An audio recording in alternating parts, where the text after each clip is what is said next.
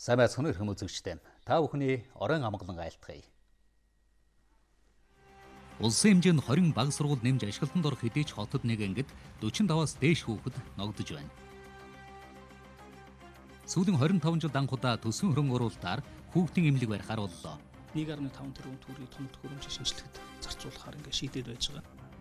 Сорьцын хяналтын газар одоо байгаа бүх зуухан ажилуулвал байр нь дэлбэрэх аюултай. Өдөр 5-аас 6 цаг ажиллаж. Дунд сургуулийн охтууд байлдааны загварын онгоц зохион бүтээж өрсөлдөж байна. Энэ онгоцыг би одоо 4-5 дахь жилдээ хийж байна. Урах наран хороолын бохир нь хальж орчноо бохирдуулдаг. Оршин суугчдаа тавгүй тулдаг байдал хизээ засагдах уу? Нойл өндөр өндөрцдөг шүү дээ. Нойл нь аягүй өндөр. 4-р сараас нийтийн тээврээр цахим картаар зорчдог болно. Манай улсын эдийн засагт чухал үүрэг гүйцэтгэх эрдэс соёлын салбартай холбоотой шинэ мэдээлэлээр Пүрэв гарагийн цагаан хүрд мэдээллийн хөтлөөр эхэлж байна. За ганцхан жилийн дотор гадны хөрөнгө оруулалт 4.7 тэрбум Америк доллар болж өсгөд нүүрсэн салбар гол жин дарж байсан бол өнөөдөр эдийн засгийн хямрал бас энэ салбарын уналттай холбоотой. Тэгвэл төрийн мэдэлд байгаа Эрдэнэс 5 тулгай компани ажиллаж эхэлснээс хойш 4 жилийн хугацаанд 10 сая тонн нүүрс олборлжээ. Харин энэ онд Эрдэнэс 5 тулгай компани өнгөрсөн 4 жилийн олборлтыг нийлүүлснээс их буюу 11 сая тонн нүүрс олборлох зорилт тавьжээ. Тэд олборсон нүүрсийн төмөр замаар тээвэрлэнэ гэж төлөвлөж байгаа тухай сурвалжлагыг орон нутаг томилтоор ажиллаж байгаа Сугатар Баатар хунаар ирүүллээ. Эрдэнэс 5 тулгай компани өдөрт дунджаар 1000 машин нүүрс бүгд найрамдах хятад ард улс руу гаргадаг. 1 тонн нүүрс гаргахад тээвэрлэлтэндээ $8 зарцуулдаг байна. Хэрвээ бид төмөр замтай болчихвол үүнээс 4 дахин бага зардлаар их хэмжээний нүүрсийг урд хүрчлүү худалдаалах боломжтой. Судалгаагаар манай улс төмөр замаар нүүрс тээвэрлэдэг болчихвол одоо байгаа нүүрсний экспорт 5-аас 6 дахин нэмэгдэнэ гэсэн тооцоо гаргажээ. 5 толгой ордоос Гашуун Сухатын Бомбд хүрэхэд 270 км. Манай улс ийм хэмжээний төмөр зам тавихад наандаж 2-оос 3 жил болно. Тиймээс бид эхний удаад Гашуун Сухатаас ганц мод Бомбд хүртэл төмөр зам тавьчихвал хил дээр олон машин цувар зогсохгүй. Хятадын Шинхua компани, Монголын Energy Resource, орон нутгийн 5 толгой, за манай Эрдэнэс 5 толгой гэсэн 4 компани хамтраад Бомбын төмөр замын төслийг 2012 оноос эхлээ хэрэгжүүлж эхэлж байгаа. 13 оноос. За яг өнөөдрийн байдлаар бид нар техник эдийн засгийн үндэслэлээ батлуулсан, ажлын зураг хийж дууссан. Одоо ерөнхий гүйцэтгэгчээ сонгон шалруулах гэж явж байна. За энэ барилгын ажлыг хийж энэ зундаа хийж дуусвал хилээс наашаа 11 км ийм зам баригдана. За тэгэхээр бид уурхаагаас тэр одоо талбай хүртэл автомаар тэгээд тэрнээс цааш 11 км-т төмөр замаараа зөөхөр бидний хилийн нэвтрэх хүчин чадал маань 28 сая тонноор автоматар нэмэгдэж байгаа. 5 толгойг тойрсон асуудлыг удахгүй эхлэх хаврын чуулганаар хэлэлцэнэ. Үүнээс өмнө уурхай нөхцөл байдалтай шатар сайд танилцлаа. Одоо Эрдэнэс 5 толгой компани агуулхад ачуулахад бэлэн 2 сая 300 мянган тонн нүүрс байна. Цаана хөрсийг нь хуулаад олборлоход бэлэн болчихсон сая гаруй тонн нүүрс байгааг мөн хэлж байлаа. Хятадын талаас хилийн Бомбт руугаа төмөр замаа тулгаад барьчихсан. Хоёр улсын засгийн газар нарийн царигтай замаар холбогдохоор тохирчихсон. Одоо бүтээн байгуулалтынхаа ажлыг богино хугацаанд хийх хэрэгтэй хэмээн хөрөлсөх сайд хэлж байлаа. Олон жил бид энэ уурхайг ашиглаж, олон жилийн уурхайгаар бас бид амьдрах учраас анханасаа одоо энэ асуудлыг бас боддог шийддэг хүмүүс нэг үзээ явж явах нь хаана хэрэгтэй гэж бодож байна. Тэгээ ерөнхийдөө бол улс орны нийгмийн эдийн засгийн байдал бол хүндхэн байна шүү дээ. Одоо энэ хэдэн томоохон төслүүдэд бас бид нар урагш нь хөдлөх зайлшгүй шаардлагатай. Тэгэхдээ Монгол улсын одоо эрх ашигт нийцсэн тийм нөхцөл байдлаар тийм биз дээ. Тэгээ энэ бүхэн дээр одоо анхаарч ингэж ажиллах хэрэгтэй гэж бодож байна. 2013 оноос хойш нүүрсний үн тогтмол унж байгаа. Гэхдээ нүүрсний хэрэгцээ манай урд хөршид байсаар байгаа. Бүгд найрамдах Хятад ард улс 2014 онд 62 сая тонн коксчих нүүрс гаднаас худалдаж авчээ. Үүний 31%-ийг Австралиас, манай улсаас 15%-ийг нь авсан байдгийн байна. Бид энэ зах зээлээ алдахгүй. Харин нэмэгдүүлэхийн тулд төмөр зам зайлшгүй хэрэгтэй болж байгааг Эрдэнэс 5 толгой компани удирдлагууд хэлж байлаа. Сая үзүүлсэн мэдээд дэвид хар алтны олборлолтын өртгийг хэрхэн буулгаж үн цэнийг өсгөх тухай үзүүллээ. За тэгвэл одоо үзүүлэх сурвалжлага шар алттай холбоотой. Манай улс 2015 онд 20 тонн алт олборлож экспортлоно гэж тооцоолоод байгаа.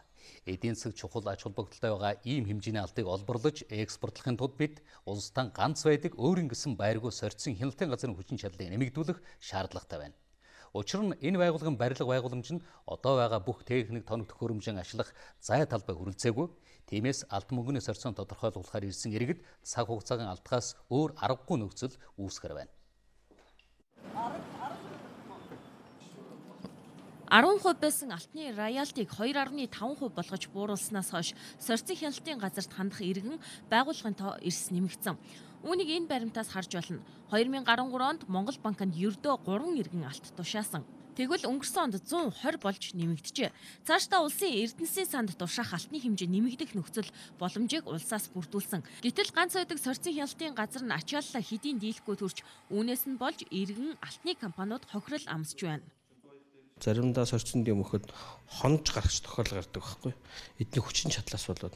Хонж гарсан тохиолдол жишээ нь бид нар өнөөдөр алтаа авчирж өгөөд өнөөдрийн ханш өндөр байлаа гэхэд маргааш өгöd маргааш ханш ундаг ч юм уу маш их эрсдэл гарах нөлөө болдог л доо. Сорьцын хяналтын газрын ачаалал сүүлийн 2 жилийн хугацаанд 3 дахин нэмэгдэжээ. Өнгөрсөн онд л гэхэд ачааллаа дийлэхгүй. Дээр нь шинжилгээнд хэрэгтэй бодсон ачааллын үеэр дууссан учраас 2-3 хоног ажиллаагүй жишээ байна. Уг нь байр нь арай том болчихвол энэ харагдаж байгаа 400-аа бүгдийг нь ажилуулад үйлчлүүлэгчдийн цаг хугацаа хөрөнгө мөнгийг хэмнэх боломжтой юм байна. 400-аа ер нь бол байрлалын хувьд багтаага тавьдсан байгууллагаас ажил нөхцөл байхгүй. Энэ 100-нууд нь хоорондоо доор хаяж нэг метрээс хол байжж бүгдөө ажиллах боломжтой. Гэтэл өнөөдөр ингээд 400-ныхаа 2-ыг сөүлжиж ажиллах маягаар бид нэр ажилтаа ажиллаа явуулж байна. 5 см-ийн зайтай учраас хоорондоо сорон зүй үсгээ шатчих аюултай. Сорьцын хяналтын газар одоо шүүхийн шийдвэр гүйцэтгэх ерөнхий газрын 2 дугаар байранд үйл ажиллагаа явуулдаг. Умгар жижигхэн байшинд улсын эдийн засгийн ноён нуруу болсон алтыг Монгол банкнд тушаахаас өмнөх шинжилгээ сорьцыг нь тогтоож байна. Өнгөрсөн жилийн бид нэр яг алтан голдмаа дээр шинжилгээ хийгээд өдөрт бол дээдл нь 120 кг хүртэл алт идэж ирсэн шүү дээ. Манай лабораторийг одоо хүчин чадлыг өргөдөх хөл асуудал. Хэрвээ энэ байранда бас боловсон хүчин болсон 13 хүнтэйгээ ажилласаар байвал алт олборлолт тушаалт нэмэгддэг 4-өөс 10 дугаар сард ачааллаа дийлэхгүй төрч цаашлаад үйл ажиллагаан зогсож мэдхээр эрсдэл өндөр байна. За манай улс өнгөрсөн онд алт олборлолтоор дэлхийд эхний 10-т багтсан. Гэтэл сорьцын хяналтын энэ чухал байгууллага мартчихсныг агентлаг дахин сануулж байна. За эдийн засгийн хямралыг давах нэг гол төлөвлөгөө бол экспортыг дэмжих, импортыг орлох бүтээгдэхүүн үйлдвэрлэл. За 2014-нд бид 5.7 тэрбум долларын бараа бүтээгдэхүүн экспортлжээ. Хэрвээ бид аж үйлдвэрийг дэмжих бодлогыг тууштай хэрэгжүүлээд явбал 2020 гэхэд 8 тэрбум долларт хүрэх болцоо харагдаж байна гэж аж үйлдвэрийн сайд хэллээ. Тэрээр өнөөдөр сайдын цагийн зочин байлаа. Аж үйлдвэрийн сайд Монгол улсын үйлдвэржилтийн газрын зургийг 15 жилийн хөгжлийн төлөвлөгөөтэй гаргажээ. Ингэхдээ Монгол улсын эдийн засагт сөргөөр нөлөөлж байгаа статистик үзүүлэлтэнд тулгуурсан гэж байна. За манай улс өнгөрсөн жил 5.2 тэрбум долларын бараа бүтээгдэхүүний гадаадаас худалдаа авсан. Үүний ихэнх хувийг буюу 28%-ийг шатахуун, 30%-ийг машин механизм, 10%-ийг төмөр хийц эдлэл эзэлж байна. Эндээс нийт импортын 68%-ийг эзэлдэг бүтээгдэхүүний үйлдвэрүүдийг бодлогоор барьж байгуулах хэрэгтэй гэсэн дүгнэлтэнд хүрчээ. Ган төмөрлөг, нефтийн үйлдвэрлэл, нэн тэргүүний төлөвлөгөө. Монгол улс өөрөө нефттэй мөртлөө нефт боловсруулах үйлдвэргүй орон дэлхийд цорын ганц орн бол Монгол улс. Энийг хүн сонсох юм бол инээдтэй сонсогч магадгүй. Тэгвэл өнөөдөр энэ бол бодит байдал. Тийм учраас нефт боловсруулах үйлдвэрийг барих нь бол Монгол улсын стратегийн хамгийн том бодлогын асуудал. Барихдаа дотоодынхон түүхийн эдэд тулгуурласан энэ нефт боловсруулах үйлдвэрийг барих шийдвэрийг сая өнгөрсөн засгийн газрын хуралдаанаар аж үйлдвэрийн яам оруулж засгийн газрын тогтоодыг батлуулсан. Гангийнхаа үйлдвэрийг байгуулсны дараа бид нар ган хийцийн үйлдвэрүүдийг нэг нэгээр нь хийж чадна. Өөрөөр хэлбэл дахиад тэр $10 долларын хэмнэлтийн тухай асуудлыг ярих жишээ нь тийм ээ. Эдгээр үйлдвэрүүдийг барьж ашиглалтанд оруулах юм бол 2,000 төгрөг түрээд байгаа долларын ханш 1,000 төгрөгөөс бууна гэсэн урьдчилсан таамгийг Эрдэнэ хот сайд хэлж байна. Хүнд үйлдвэрүүдийн хувьд ийм шийдэл гаргах гэж байгаа бол жижиг дунд үйлдвэрүүдийн талаар баримтлах бодлогондоо өөрчлөлт хийнэ гэлээ. Ажлын байрыг тэргүүлэх чиглэлээс тухайн үйлдвэрийн жижиг дунд үйлдвэрийн нийт эргэлтийн хөрөнгийг харгалзан үзэхээр өөрчлөлт орж ирж байгаа. Нийт эргэлтийн хөрөнгө гэдэг нь юу юм гэхээр тухайн компани үйлдвэрийн жижиг дунд үйлдвэрийн эргэлтийн хөрөнгө нэмэх нь үндсэн хөрөнгийн үзүүлэлтийг тоон утгуулж авч үзэж байгаа. Мөн үүнээс гадна худалдааны хуультай болно гэж байна. 20 гаруй жил чөлөөт гэхэд дэндүү чөлөөтэй явж ирсэн худалдааг цэгцлэх хуультай болохоор улсын их хурлд өргөн бариад байгаа юм байна. Үүнтэй зэрэгцээд худалдаа эдийн засгийн чөлөөт бүсүүдэд ажиллаж эхлэн энэ 6 дугаар сард чөлөөт бүсийн хөрөнгө оруулагчдын форумыг зохион байгуулна гэж аж үйлдвэрийн сайд мэдээллээ.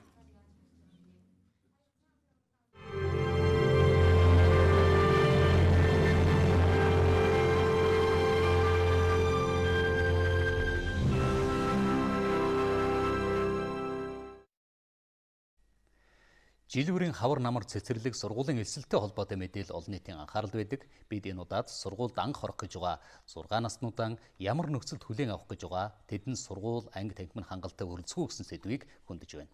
Энэ жил 6 настай 63 мянган хүүхэд сургуульд орно. Улсын хэмжээнд шинээр эсэж байгаа 6 наснуудаа хүлээн авахын тулд 20 орчим сургуулийн барилгыг шинээр ашиглалтанд оруулахаар бэлтгэж байна. За статистик мэдээлэлээр 2020 он хүртэл манай улсын хүн ам эрчимтэй өснө гэсэн судалгаа байна. Энэ ч утгаараа жилээс жилд шинээр сургуульд орох хүүхдийн тоо улам өсөж байгаа юм. Тухайлбал 2013 онд 47 мянган 6 настан сургуулийн босоо алгаж байсан бол ганцхан жилийн дараа энэ тоо 10 мянгаар нэмэгджээ. Тэгвэл эрх намар ерхий усралын сургуульд бүл нэмэх 6 наснуудын тоо 65 мянга орчим байх болов гэсэн урьдчилан тооцоо байна. Өнгөрсөн хичээлийн жилд бол нэг 56 мянган хүүхэд нэгдүгээр ангид орж ирсэн бол одоо сая энэ хичээлийн жилд гэхэд 61 мянган хүүхэд одоо нэгдүгээр ангид исэж орж ирж байна, тийм ээ. Тэгэхээр бол одоо эх хонд бол дор хаяж одоо тийм ээ бараг 60-70 мянгаар хүүхэд одоо нэгдүгээр ангид исэх ийм магадaltaй л байна гэсэн үг. Анх сургуульд орж байгаа нийт сурагчийн 90 гаруй хувь нь 6 настан байдаг байна. Улсын хэмжээнд хагас сая орчим буюу 497 мянган сурагч бий. За тэдний 30 гаруй хувь нь бага боловсролд хамрагдана. Үүн дотроо дөнгөж сургуулийн босоо алгаж байгаа 6 наснуудад хүрэлцэх сургуулийн хүрэлцээ муугаагаас нэг ангид дунджаар 45 хүүхэд ногдож байгаа судалгаа байна. Уг нь стандартаар бол 30-аас 35 хүүхэд байх ёстой. Тэгвэл шинээр хичнээн сургууль байгуулахыг тодрууллаа. Засгийн газрын концессийн гэрээгээр 72 бага сургууль цэцэрлэгийн комплекс барилга барина. Энэ оноос эхэлнэ. Мөн одоо буулгаж барих, өргөтгөж барих одоо бас концессийн гэрээгээр 10 тэ сургууль цэцэрлэгийн барилга байна. За улсын төсвөөр баригдах бас барилгууд байна. Тэгэхээр бол одоо энэ эх хичээлийн жилд бол ер нь бол энэ хүүхдийн боловсролд хамрагдах тоо хэмжээ нэмэгд. За нийтдээ 80 гаруй сургууль баригдаж эхэлнэ. Үүнээс 18 сургууль нь эх хичээлийн жилдээ багтаан ашиглалтанд орох юм байна. Улсын хэмжээнд нийт 762 ерхий усралын сургууль байна. Үүний 628 нь улсын сургууль, 134 нь хувийн өмчийн сургууль байгаа юм а. Монголын медиа агентлаг хүүхдийн эмнэлгийн асуудлыг цувралаар хөндөж, өвөл ханиа томооны идэгдэлтийн үеэр хүүхдээ шалан дээр хүлээн авч эмчилж байгаа тухай сурвалжлага үзүүлж байсан. За манай улсад сүүлийн 20 орчим жилийн хугацаанд улсын төсвийн хөрөнгө оруулалтаар нэг ч амарч газар болон хүүхдийн эмнэлэг баригдаагүй. Тэгвэл энэ жил 2 хүүхдийн эмнэлэг шинээр баригдах нь тодорхой боллоо. Жил бүр л яригддаг шийдэл олддоггүй сэдэв бол хүүхдийн эмнэлгийн хүрэлцээний асуудал. Ханиад томооны улирал эхлэх үеэр их хүүхдүүд эмнэлгийн хонгилт гудас дэвсэн хэвтэж үйлчлүүлдэг дүр зураг жилийн жилд давтагддаг. Энэ асуудлыг шийдвэрлэх нааштай мэдээ салбарын яамн дээр яригдж байна. Царцаагдсан барилгын тоонд ороод байсан Яарамгийн их хүүхдийн эрүүл мэндийн барилгыг барьж дуусгах шийдэл нь гарсан байна. Соёл спорт аялал жуулчлалын яамны ашиглаж байсан засгийн газрын 10 дугаар байрыг дуудлага худалдаанд оруулж хаан банк 6.7 тэрбум төгрөгөөр худалдаж авсан. Тэгэхээр энээс одоо төвлөрсөн энэ 6.7 тэрбум төгрөгийг шууд одоо тэр Яарамгийн их хүүхдийн эмнэлгийн барилгын үйл ажиллагааг үцээж ашиглалтанд оруулах үйл ажиллагаанд бол зарцуулна. Одоогоор Улаанбаатар хотын хэмжээнд хүүхдийн эмнэлгийн орны тоо 700 орчим байгаа. Энэ тоог 1800-д хүргэх шаардлагатай гэсэн судалгаа байна. Яарамгийн эмнэлэг ашиглалтанд орсноо дээрх тоо 1000 төхөн. Үүн дээр нийслэлийн хөрөнгө оруулалтаар бас нэг эмнэлэг барихаар иргэдийн төлөөлөгчдийн хурал дээр яригдж байна. Ямар ч бас нэг хүүхдийн эмнэлэг барина. За тодорхой хөрөнгө оруулалтын хэсгийг нь бас хүүхдийн эрчим дэмжлэгээ, няранс хийж гэдэг юм уу, энэ чиглэлээр тоног төхөөрөмж хүчин чадлыг нэмэгдүүлэх байдлаар бас шилжүүлж байгаа. Тухайлбал одоо энэ онд 1.5 тэрбум төгрөгийг тоног төхөөрөмжийн шинжилгэхэд зарцуулахаар ингээд шийдээд байж байгаа. Зөвхөн барилга байшингийн асуудлаас гадна хүүхдийн нарийн мэрэгжлийн эмч мэрэгжилтнийг бэлтгэх хүний нөөцийн бодлого давхар байх ёстой. Үүн дээр ч энэ салбарын бодлого тодорхойлогчид анхаарч байгаа гэж байсан юм а. Баянзүрх дүүргийн 11-р хорооныхан өөрсдөө хотын шовдор хорооныхан гэж нэрлэжээ. Энэ бол урга наран хороолынхан. Ус гэрэлцэг халган баян тасархаас гадна хөрсний бохирдолтой өмхий хангалтсан газар хотын 300-оор өрх айл амьдарч байна. Энэ тухай сурвалжлагыг ариун цэцэг мөнгө шаргалнаар бэлтгэлээ.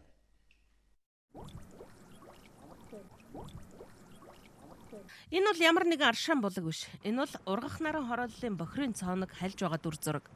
2 дугаар сарын сүүлчээс эхлэн ургах наран хорооллын 2000 гаруй оршин суугчдыг хэрэгэлсэн бохир ус нь ийхүү цооногоос хальж эхэлсэн байна. Эндээс урссан бохир хэр хол явсныг үзэгч та харж байна. Төв замын урдхан талд туулголтой нийлдэг хөлийн гол гэж би тэр хүртэл бохир ус урссан. Хүйтэнд хөлдөө байсан бохир одоо гисэж жинхэнэ аюулыг дагуулах хэмжээнд тулжээ. Энэ байдал оршин суугчдын сэтгэлийг эмзэглүүлдэг гол асуудал нь болсон юм байна. Хүүхдүүдийн нөгөө агаарын бохирдлоос амьдад одоо холдуулж энд ирсэн биш бүр илүү их хордоод цонхоо чонгоолгож агаарт гарч болох юм гээд моос нөхөн ингээл энэгээр хальжсэн. Тэгээ одоо сэвэр ус байхгүй бохир устай. Энд чи одоо тэгээ халдвар төвч гарахад бэлэн болчихсон шүү дээ. Энд ихтэй сүүлийн үед бүр саруулхаа байцсан баха. Би бол тэгж бодоод байна. Өглөөдөө бол бид нар чи өглөөний 7 цаг гээл ажилдаа явж байгаа юм чи. Тэгэхэд бол ингээд машин бохирын машин байждаг байсан байхгүй юу. Тэгээ сүүлийн үед бол ерөөсөө харагтаа байсан юм шиг байна. Ургах наран хорооллын бохирыг сантехник барилга угсралтын Маргад Монгол компани хариуцсан ажилдаг байсан тухай оршин суугчид ярьлаа. Чухам яагаад энэ компани гинэт ажиллаа хийхэ болчихсныг мэддэг хүн оршин суугчдын дунд байсангүй. Харин биднийг тус компани дээр очиход хашаанд нь бохирын машин сул зогссон байдалтай огтлаа. Тэнд бохир хальж орчныг бохирдуулж байхад энд бохирын машинууд сул зогсох болсон шалтгааныг Маргад Монголын инженер ингэж тайлбарллаа. Манайхыг 9 сарын 15 хүртэл өрөөл бохирын төв шугамд холбогдтол манай бохир усны таталтын ажлыг бол одоо гүйцэтгэхийг юу өгсөн чиглэл. Тэгээ 9 сарын 15 болоод одоо гүйцэтгэх хугацаа хэрэг хойшлогдвол тэр хугацаанд таталтыг цааш нь өргөжлүүлэн гүйцэтгэж байгаа гэрээ хийнэ гэсэн юм нөхцөл тухай үед бол тавигдсан. Гэтэл тэр нь бол одоо 9 сарын 15 нь болоод тэрнээс хойш бол гэрээ хийгдээгүй.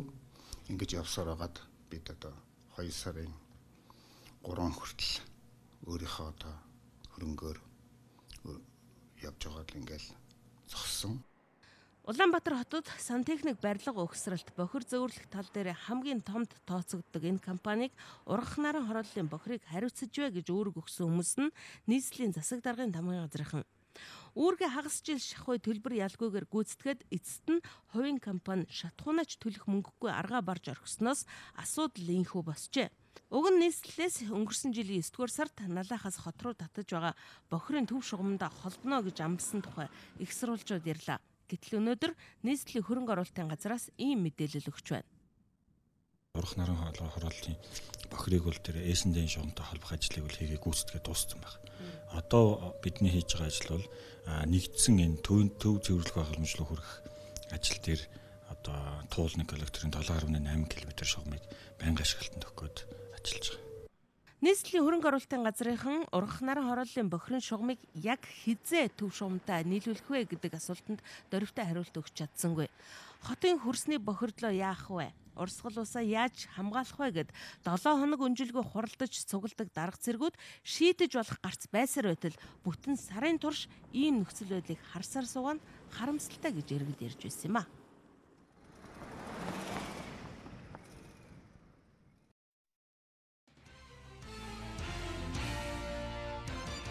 Эсэн дарчил төхөрлөлийн үнэлгээний чиглэлээр барилга хот байгуулалтын яам, эсэн дарчил хэмжил зүүн газартай хамтран ажиллахаар боллоо. Холбогдох санам жижигт талууд өнөөдөр гарын үсэг зурлаа. Хоёр тал санам жижигэн хүрээнд барилгын салбарт олон улсын эсэн дарчил техникийн зохицуулалтын тогтолцоонд нийцсэн дэд үтсийг бүрдүүлэхэд дэмжлэг үзүүлэн гадаад дотоодын байгууллагуудаа туршлага солилцоход анхаарч ажиллаж байгаа юм аа. Монгол эмэгтэйчүүдийн амьдралын чанарын судалгааг анх удаа хийсэн. Судалгаанд оролцсон 15 мянган эмэгтэй амьдралын чанараа муу гэж үнэлжээ. 8 хүртэлх оноогоор амьдралын чанарыг үнэлэхэд дөнгөж 2.1 гэсэн оноо өгсөн байна. Монголд амьдарч байгаа 5 эмэгтэй тутмын нэг нь ажилгүй. Энэ нь эмэгтэйчүүд эдийн засгийн хувьд бусдаас хараад эрх чөлөөгүй, өөртөө хэрэгтэй зүйлсээ авч чадахгүй зэрэг олон асуудлын эх болдог. Монгол Солонгос улсын хооронд дипломат харилцаа тогтоосны 25 жилийн ой энэ онд тохиож байна. Тиймээс эдийн засгийн хамтын ажиллагаа өргөжүүлэх асуудлыг хоёр орны засгийн газрын төвшөнд ярьж эхэлсэн. уул уурхай зам тээвэр болон томоохон бүтээн байгуулалтын салбарт хамтын ажиллагаагаа өргөжүүлж хөрөнгө оруулалтыг татахад төлхөө анхаарч ажиллахаар боллоо.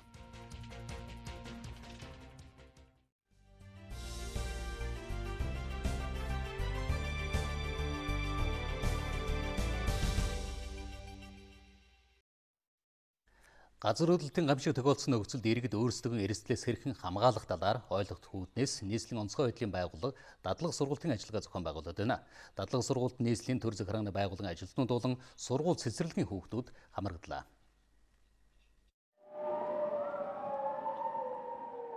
За нийслэлийн засаг даргын тамгын газрын хан гард ордондох ажилтнууд газар хөдлөлтийн гамшиг тохиолдсон нөхцөлд дуут дохионы дагуу ажлын байраа хэрхэн орхин гарч задгаа талбайд шилжих дадлаг сургуултыг хийлээ.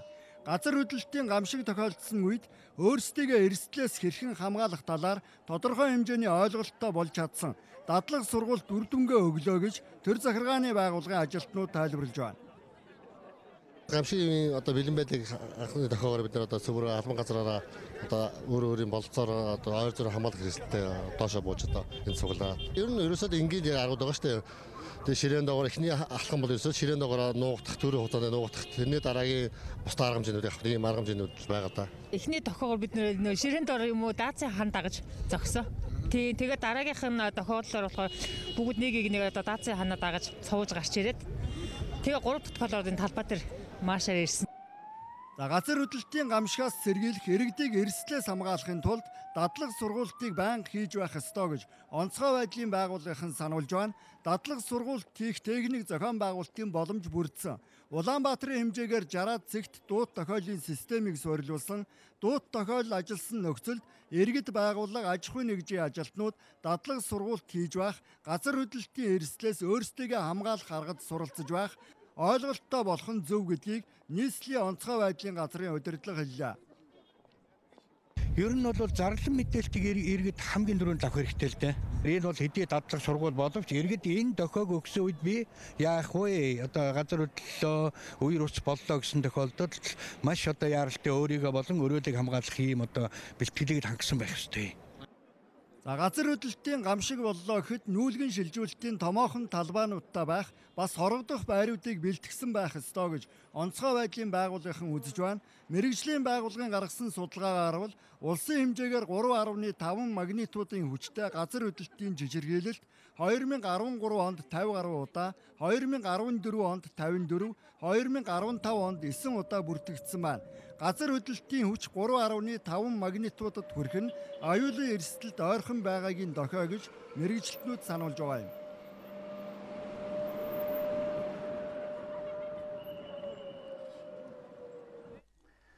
Манайхны дунд уулуу тахихдаа эсвэл сүм дуган хийдэд эргэл мөргөл хийхдээ улсынхаа үнэт валют болох мөнгөн тэмдэгтийг их өргөх болсон. Үүнийг лам хуврагууд угаасаа уулуу тахихад мөнгөн дэвсгэж өрөх ямар ч зан үйлийн уламжил монголчууд байгаагүй гэдгийг учирлаж байсан бол харин эдийн засагчид өөрийнх нь ирсэн ханшнаас өндөр өртгөр бүтэж байгаа мөнгөн дэвсгэртийг хаасайг өргөх нь эдийн засагт хохиролтой үйлдэлээ гэж үзэж байна.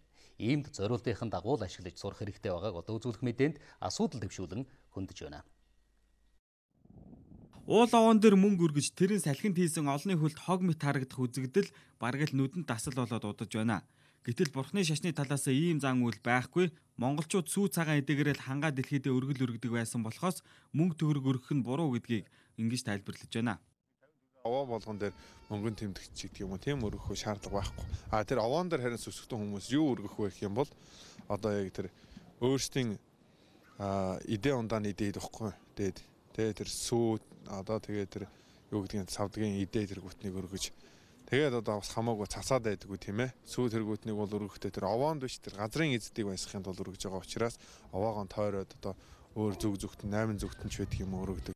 Нэг хүн уул овоон дээр 500 төгрөг өргөдөг гэж тооцвол жилд давхарцсан тоогоор 500 мянган хүн ийм хэмжээний мөнгө өргөхөд л бид халааснаас 250 сая төгрөг зүгээр л салхинд хийсгэнэ гэсэн үг ээ. Тэгвэл бидний өргөд байгаа 150 эсвэл 5.20 төгрөгийн мөнгөн дэвсгэртийг үйлдвэрлэхэд өөрийнх нь өртгөөс илүү өндөр зардал гаргаж үүний төлбөрийг алтаар хийдэг гэж тооцвол бодит тохирол нь бүр ч өндөр гарах нэ. 100 мянган ширхэг мөнгөн дэвсгэрт хэвлээд ирлээ гэж бодъё те нэг дэвсгэртийг. Тэгэл тэрний одоо тодорхой хэсгийг аваачаад хасаал нөөц байхгүй тэр чи одоо эргэлтэнд 3-4 жил явах ёстой юм уу 2 жил явах ёстой юмыг Очоод талын авчлаа одоо яах вэ? Эргээд дахиад нөгөө төсөв төлөвлөгөө энэ одоо хүнд эдийн засаг бас мөнгө хайрлж эдийн засаг гамнах хэрэгтэй тийм ээ. Тахилга үйлдэх шашны зан үйлийн гол утга агуулга нь уул усныхаа савдгийг аргадахад оршиж байдаг гэдэгт монголчууд бид итгэдэг. Овоон дээр мөнгө тавих нь өөрт болон улс оронд гарцтаагаас гадна байгаль орчинд ч хог болон бохирдуулдаг юм а.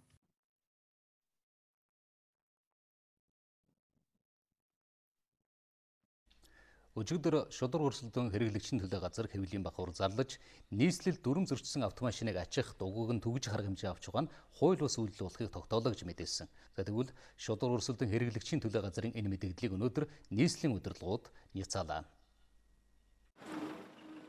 Шудар өрсөлдөөн хэрэглэгчийн төлөө газар хууль бус мэдээлэл хийж, ард иргэдийг турхирсан хариуцлагагүй үйлдэл гаргалаа гэж нийслэлийн холбогдох албаныхан мэдээллээ. Энэ мэдээллийг хүрэхээс өмнө эхлээд шудраг өрсөлдөөн хэрэглэгчийн төлөө газрын өчигдөр хийсэн хэвлэлийн баг хурлын мэдээллийг иргэн сануулъя. Нийслэлийн иргэдийн төлөөлөгчдийн хурлын тэргүүлэгчид нь хууль тогтоомж зөрчиж, журам батлан гаргах замаар тээврийн эрхслийн дугуйг төгж хууль ажиллагаа эрхлэх зөвшөөрлийг аж ахуйн нэгжүүдэд олгож төлбөр хураалгасан. Нийслэлийн засаг дарга нь замын хөдөлгөөний удирдлагын төв нийслэлийн өмчт үйлдвэрийн газарт хууль тогтоомж зөрчиж, тээврийн эрхлэлийг зөөж шилжүүлэх үйл ажиллагаа явуулах, төлбөр хураамж авах эрх олгосон зэрэг үйлдэл нь тус өрсөлдөөний тухай хуулийн холбогдох заалтуудыг зөрчсөн байна гэж үзсэн. За шудраг өрсөлдөөн хэрэглэгчийн төлөө газар нь ийм дүгнэлт гаргах, олон нийтэд мэдээлэх эрх бүхий байгууллага биш гэж нийслэлийн албаныхан мэдээллээ. Ялангуяа энэ хэвлэл мэдээллийн хэрэгслээр нийслэлийн засаг дарганы захирамжийг одоо хууль бус байна гэх энэ асуудлыг бол зөвхөн дээд шатны байгууллага бол энэ бол хүчингүй болох ийм эрх байгаа. Мөн өөрөө дараагийн шат нь бол хууль шүүхийн шатн дээр царгааны иргэн шүүхтэр шийдэгдэж энэ асуудал бол явах хэрэгтэй байгаамаа. Тэгэхээр энэ буруу мэдээлэл өгж байгаа бас харамсалтай байна. Хариуцлагагүй мэдээлэлээр иргэдийг төөрөгдүүлж, турхирч байгаа нь нийслэлд дүрм жирм тогтооход хортой үйлдэл гэж үзэж байна. Дүрм зөрчиж автомашин ачуулсан иргэдийн тоон за нийт жолооч нарын 5% эзэлж байна. Гэтэл 95% нь дүрмээ биелүүлж байхад тэдний эрх ашигын төлөө бус дүрм зөрчигчдийг дөвөөлгөж байгаа нь шудраг өрсөлдөөн хэрэглэгчийн төлөө газрын хариуцлагагүй үйлдэл гэж үзэж байна. 2005 онд нэг 60-аад мянган машинтай байсан бол өнөөдөр 480 ботлоо одоо ингээд өсөж байна. Хууль дүрмийг бол үнэхээр одоо хэрэгжүүлэхэд бол хүнд болсон. Өнөөдөр оронтой хүчээрээ цагдаагийн байгууллага энэ төр ба удаан зогсохыг хориглох энэ одоо хууль дүрмийг биелүүлэх чиглэлээр ажиллаад хүн хүч хүрэхгүй байгаа. Өнөөдөр ачигдж байгаа тэр автомашин 480 машин дотроос маш бага хувь нь ачигдж шээ. Тэдний эрх ашиг дээр юм уу? Өнөөдөр Улаанбаатар хотод хөдөлгөөнд оролцож байгаа энэ 480 мянган машин энэ иргэдийн энэ оршин сууж байгаа иргэдийн хууль дүрмээ биелүүлж амгалан тайван амьдрах энэ нөхцөл болцооны төлөө ингэж явах ёстой. Өнөөдөр замын хөдөлгөөний дүрмийг зөрчиж болдог. Тэр улсуудын эрх ашигыг хамгаална гэж ингэж ярьж байгаа бол буруу гэж бодож байна. Мөн нийслэлийн холбогдох албаныхан мэдээлэлтэй автомашин ачхтаа хууль бусаар хурааж авсан гэх 647 сая төгрөгийг иргэдэд буцаан олгохгүй. Учир нь энэ нь хууль бус үйлдэл бишээ. Хоёрдугаарт шудраг өрсөлдөөн хэрэглэгчийн төлөө газрын дүгнэлт нь өөрөө хууль бус учир цаашид автомашин ачих, дугуй төгжих үйл ажиллагааг зогсоохгүй гэдгийг мэдээллээ. Эх сарын 16-наас нийтийн тээврийн хэрэгсэл цахим төлбөрийн системийг туршиж эхлэх гэж байна. Эхний ээлжинд тархиа бос нэвтрүүлнэ. Харин 7 дугаар сар ихэд нийслэлийн том уурын бүх автобусанд төлбөрийн цахим системийг суйрлуулах юм байна. Өнгөрсөн оноос нийтийн тээврийн ухаалаг системийг нэвтрүүлэхээр ажиллаж бүгд найрамдах Солонгос улсын Korea Smart компани нийслэлийн хөрөнгө оруулалттай Улаанбаатар Smart компани хамтрахаар гэрээ байгуулсан. За энэ хугацаанд Монгол Солонгос мэргэжилтнүүд автобусны тогны хүчин чадлыг судалж тоног төхөөрөмж хэрхэн суйрлуулахыг шийдсэн байна. Ухаалаг нийтийн тээврээр үйлчлүүлэхийн тулд иргэд карт худалдан авах цэнэглэх шаардлагатай болно. Тиймээс 5 дугаар сард 450 цэгийг автобусны буудлын дэргэд, за 50 цэгийг томоохон худалдааны төвийн ойролцоо байгуулах юм байна. Үйлчлэгчд маань бол тэр цэгүүдээс карт худалдаж аваад тэр цэгүүдээрээ картаа цэнэглүүлээд автобусаар үйлчлүүлнэ гэсэн үг. Үйлчлүүлэхдээ бол одоо урд талгаар орж картаа уншуулад буухтай хойдлогаараа буугаад уншуулад байна гэсэн үг. Нийтийн тээврийн төлбөрийн картыг иргэд худалдаж авна. Гэхдээ боломжийн үнэтэй байх юм байна. Захим төлбөрийн тооцооны систем нэвтэрснээр олон давуу тал бий болдог. Бүгд найрамдах Солонгос улс энэ системийг 1990-ад онд нэвтрүүлж өнөөдөр дэлхийд тэргүүлж байна. Бид яагаад ийм болох шаардлагатайг тус улсын ухаалаг тээврийн системийн холбооны ерөнхийлөгчөөс тодрууллаа. За цахим төлбөрийн систем нь автобусаар үйлчлүүлж байгаа хүмүүст олон давуу талтай. Хамгийн энгийн жишээ гэвэл иргэд мөнгө тоолохгүй, хариулт мөнгө авах шаардлагагүй болно. За хамгийн гол үр дүн нь нийтийн тээвэрт эргэлддэг мөнгөн урсгал, шилэн ил тод болдог юм а. Нийтийн тээвэрт ухаалаг систем нэвтрүүлэхийн ажилд 27 тэрбум төгрөг гарч байгаа юм байна. Гэхдээ энэ зардлыг улс нийслэлийн төсвөөс гаргаагүй. Ухаалаг нийтийн тээврийн системийг хэрэгжүүлэгч компани менежменттэй хариуцаад авч явах учраас өөрсдөө зардал мөнгөө гаргажээ. Дунд сургуулийн охтууд байлдааны загварыг онгоцны загвар зохион бүтээж өрсөлдөж байна.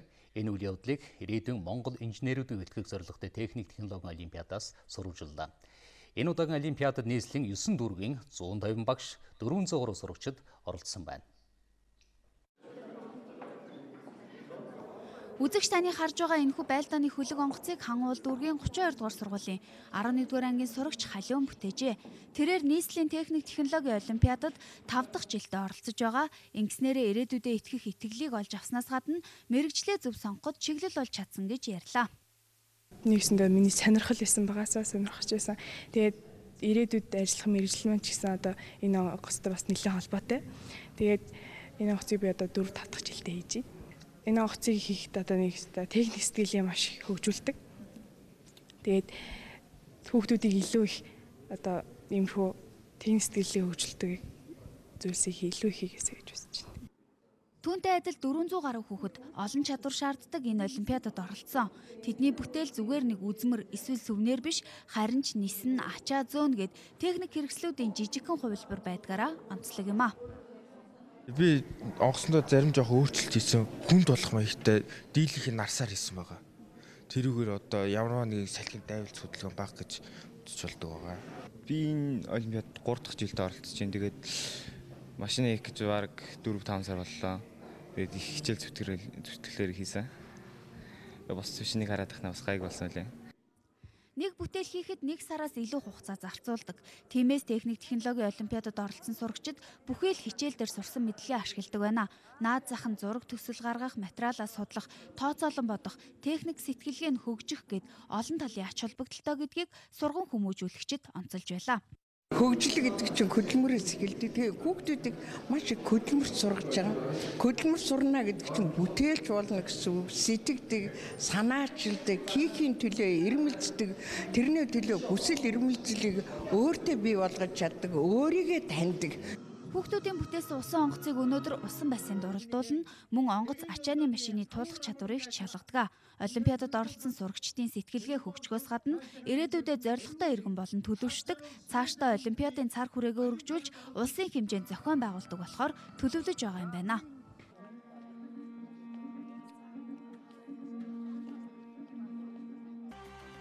Улсын хэмжээнд 20 бага сургууль нэмж ашиглалтанд орох хэдий ч хотод нэг ангид 45-аас дээш хүүхэд ногдож байна. Сүүлийн 25 жил анхудаа төсвийн хөрөнгө оруулалтаар хүүхдийн эмнэлэг барихаар боллоо. 1.5 тэрбум төгрөгийг томд хөрөмж шинжилгэхэд зарцуулахаар ингээд шийдээд байж байгаа. Сорьцын хяналтын газар одоо байгаа бүх зуухан ажилуулвал байр нь дэлбэрэх аюултай. Өдөр 5-аас 6 цаг ажиллаж. Дунд сургуулийн охтууд байлдааны загварын онгоц зохион бүтээж өрсөлдөж байна. Энэ онгоцыг би одоо 4-5 дахь жилдээ хийж байна. Урах наран хороолын бохир нь хальж орчноо бохирдуулдаг. Оршин суугчдаа тавгүй тулдаг байдал хизээ засагдах уу? Нойл өндөрцдөг шүү дээ. Нойл айгүй өндөрт. 4-р сараас нийтийн тээврээр цахим картаар зорчдог болно.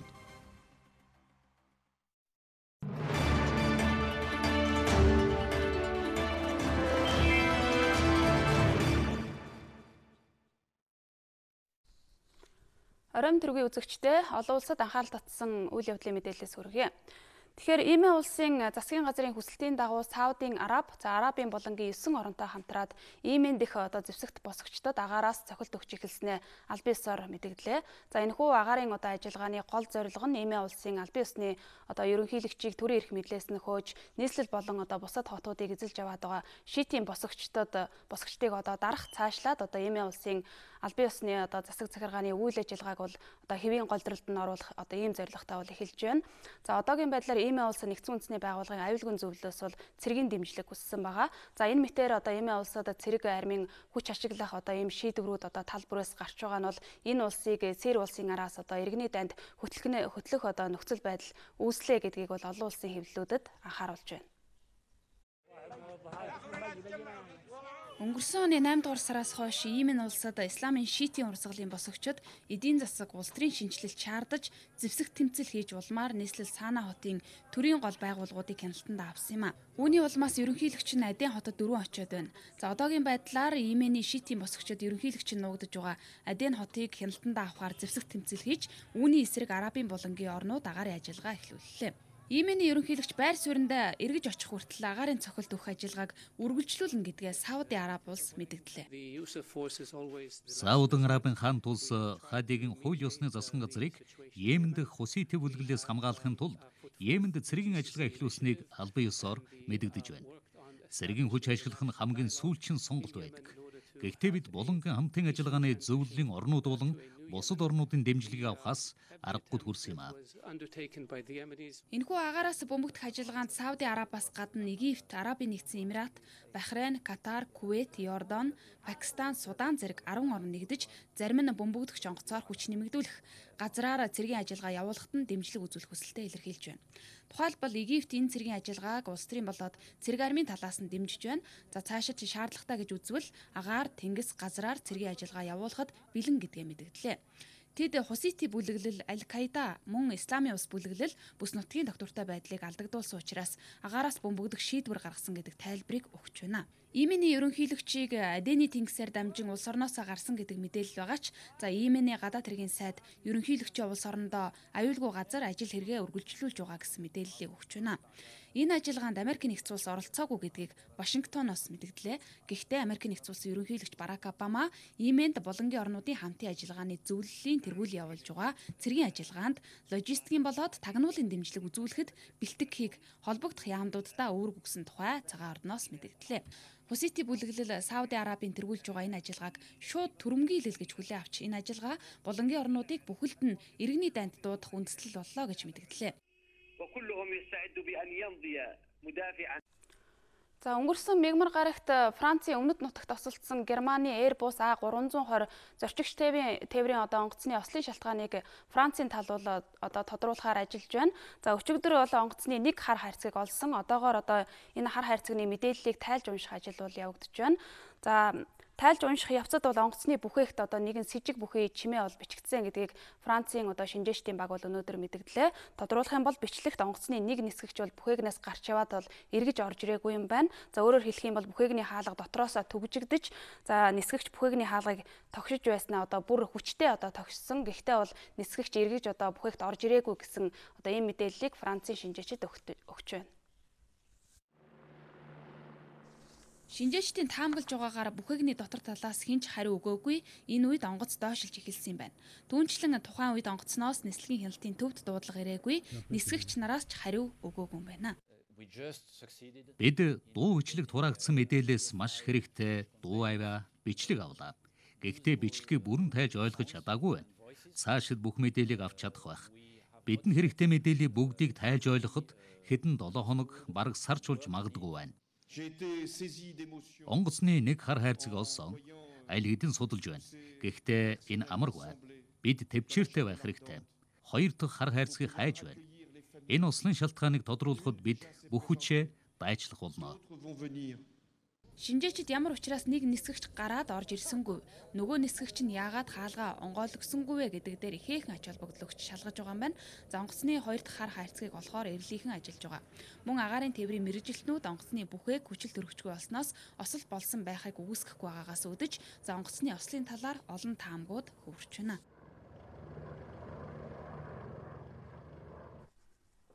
За нэгдсэн үндэсний байгууллагын аюулгүй зөвлөл одоо зэвсэгт тэмцлийн бүсэд хүүхдийг хамгаалах асуудлаар бол нээлттэй хуралдаан зохион байгууллаа.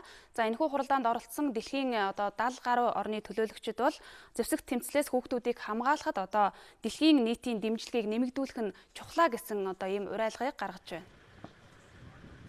За тэгэхээр энэхүү хуралдаанд нэгдсэн үндэсний байгууллагын одоо агентлагууд, төрийн бус байгууллагууд болон дэлхийн 70 гаруй орны төлөөлөгч оролцож дайн тэмцэлтэй бүс нутагт хүүхэд амь насаа одоо алдах эрх нь зөрчигдөж байгаа асуудлыг бол хэлцлээ. Өнөөдрийн байдлаар Исламын улс Боко Харам зэрэг зэвсэгт бүлэглэлүүд 15 сая хүүхдийг өөрсдийн үйл ажиллагаанд бол хүчээр нэгтгэж хүчирхийлж байгаа гэсэн судалгааг нэгдсэн үндэсний байгууллагаас бол танилцууллаа. Өөрөөр хэлэх юм бол сургуулиас завсардсан эцэг эхийн одоо хайхрамжгүй байдлаас болж одоо хүүхдүүд хүчирхийлэл тэмцэлд татагдан орох нь бол нэмэгдэж байгаа гэдгийг ч нэгдсэн үндэсний байгууллагаас анхааруулж байна.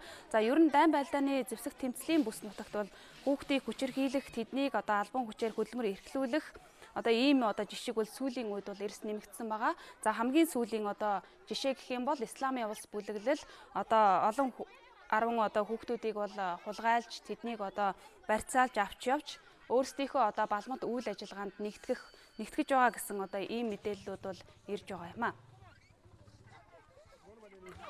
За эх 7 хоногт Америк нэгдсэн улсын сангийн сайд Жек Лиу бүгд найрамдагтад ард улсад албан ёсны айлчил хийхээр төлөвлөж байгаа. За энэ айлчлалын хүрээнд Хятадын санаачилсан Азийн хөгжлийн дэд бүтцийн одоо банкнд Америк нэгдсэн улс нэгдэж ажиллах эсхийг ярилцах болов уу гэж одоо олон улс анхааралтай ажиглаж хүлээж байна. За учир нь Азид одоо дэд бүтцийн салбарыг хөгжүүлэхэд чухал хөрөнгө оруулагч байх зорилготой энэ банкнд за дэлхийн 30 гаруй орон бол нэгдэж ажиллах хүсэлтэд гаргасан ч Америк нэгдсэн улс эсрэг байр суурьтай байгаа юм а. Мөн Америкийн сангийн сайдын Бээжинд хийх айлчлалын үеэр дэлхийн эдийн засаг болоод Америк Хятадын одоо эдийн засгийн харилцааг хэрхэн тэлхүү гэдэг асуудлыг бол ярилцах юм байна. За Хятад улс шинээр байгуулж байгаа банкнд одоо улс орнуудыг элсүүлэх одоо сүүлийн товыг бол мягмар гараг байхаар зарласан байгаа. За түүнчлэн Бээжин банкнд нь элсэх хүсэлтэд илэрхийлсэн улс орнуудтай л банкныхаа одоо цаашдын зорилтыг хэлснэ гэж улс орнуудыг шахах маягийн одоо аргыг бол ашиглаж байна. За Америк нэгдсэн улсын хувьд Хятадын энэ банкны шударга өрсөлдөөн ил тод байдлын одоо баталгаа муу байна гэдэг өнцгөөс бол харж байгаа. Гэхдээ дэлхийн одоо 30 гаруй орон ялангуяа Америк нэгдсэн улсын холбоотнууд болох одоо Герман, Франц, Британи зэрэг Европын холбооны орнууд элсэх сонголтыг бол хийчихсэн учраас Вашингтон одоо ганцаараа сондгоорч үлдэхийг бол хүсэхгүй байна. За гэхдээ сангийн сайдынх нь Бээжинд хийх айлчлалын үеэр Америк нэгдсэн улс Хятадын одоо шинэ банктай хамтрах эсэх нь мэдэгдэх болов уу гэж ажиглагчид харж байна. За тэгэхээр цагийн хүрдийн гадаад мэдээ ингээд болж байна. Та бүхэн одоо ойрын өдрүүдийн цаг агаарын мэдээг хүлээн авна уу?